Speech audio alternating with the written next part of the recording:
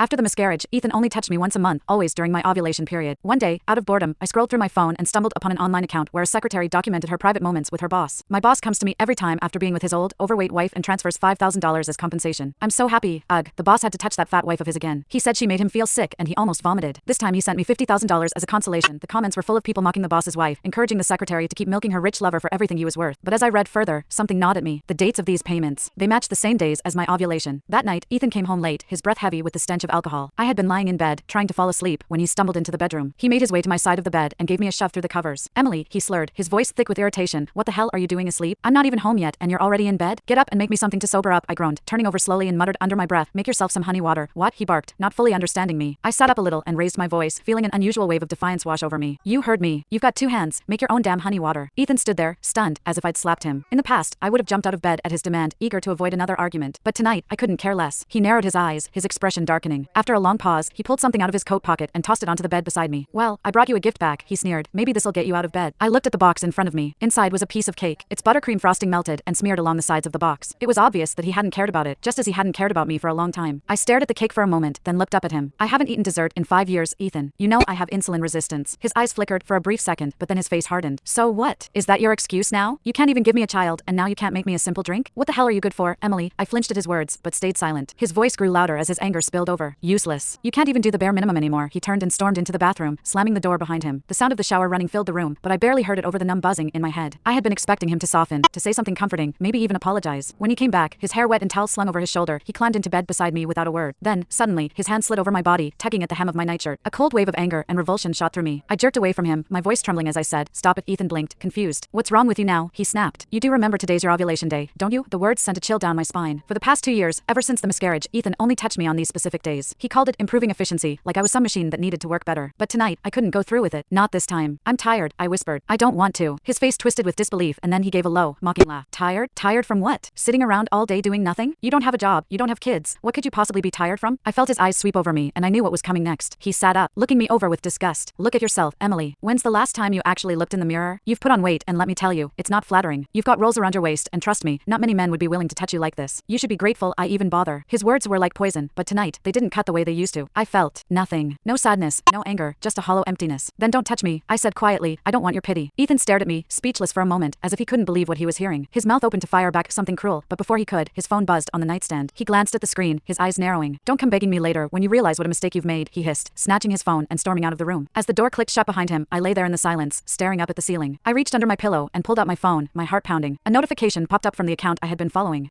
So happy. Boss didn't even touch the fat old wife tonight. He saved himself just for me.